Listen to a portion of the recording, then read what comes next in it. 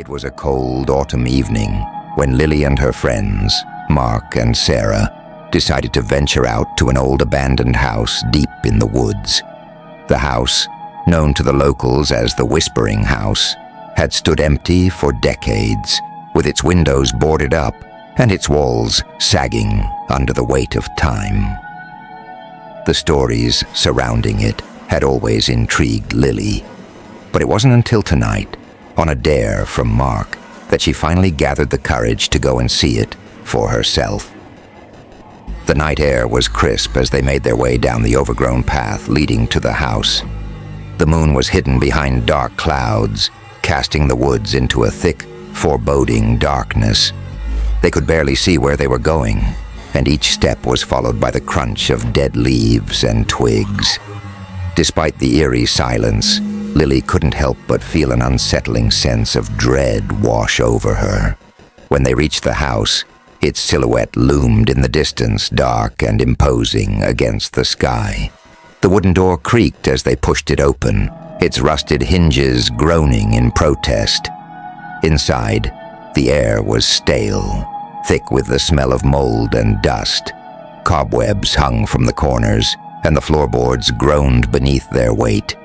Lily glanced around, her heart pounding.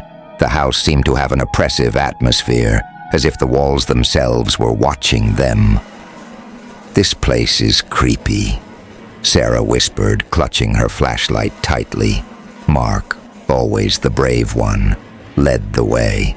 "We're just here to prove there's nothing to be afraid of," he said, though his voice seemed a little too loud in the stillness. They made their way through the dusty hallway, the air growing colder the deeper they went.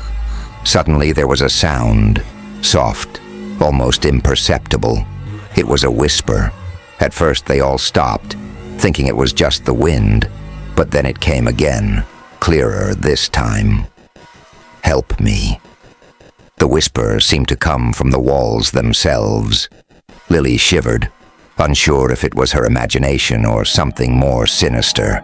"Did you hear that?" she asked, her voice trembling. Mark shrugged, trying to laugh it off. "It's probably just the house settling. Old houses make noises like that all the time." But Sarah wasn't convinced. "It sounded like someone was in here," she said, her voice low and wary. The whisper came again, this time closer. "Help me, please." Lily felt a chill run down her spine.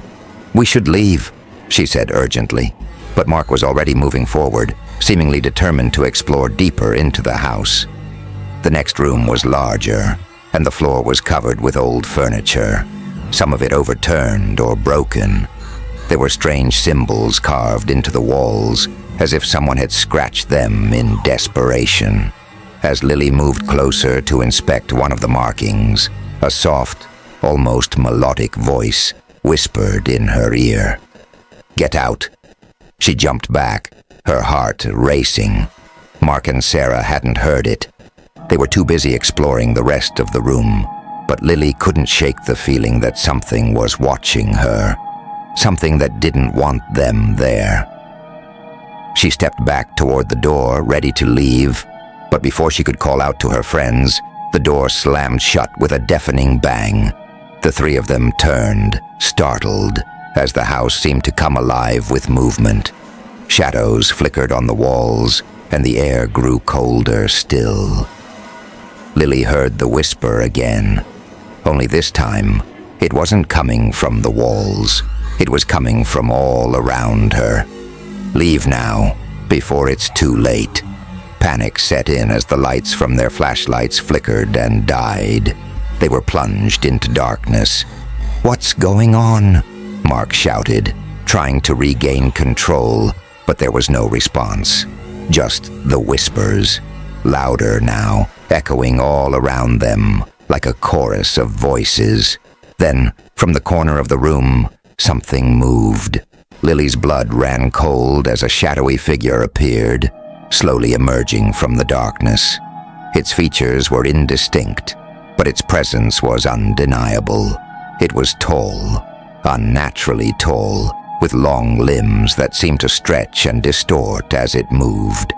Its eyes, if they could even be called eyes, glowed faintly in the dark, fixed on them with an intensity that made her feel as though it could see into her very soul.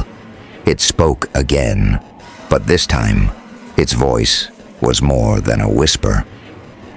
It was a low, guttural sound that seemed to reverberate through the walls.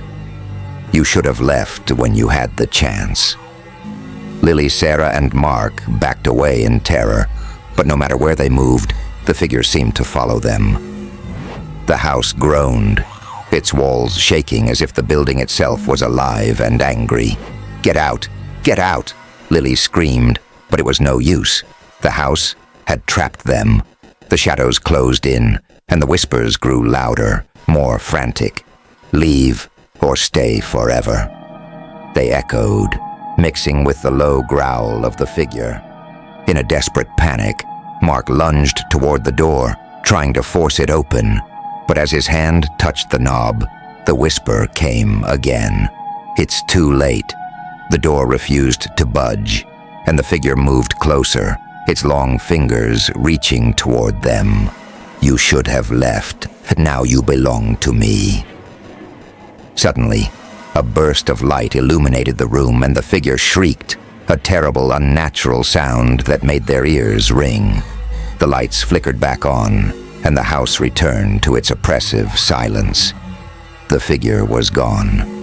Shaking, they stumbled out of the house, the door swinging open by itself. As they reached the safety of the outside world, the air seemed to lighten, but Lily could still hear the whispers in the wind, as if the house was calling them back. Later, when they looked back at the house, they saw something that made their blood run cold. A handprint on the window, smeared with rain. But it wasn't their handprint. It was something far older, something far darker.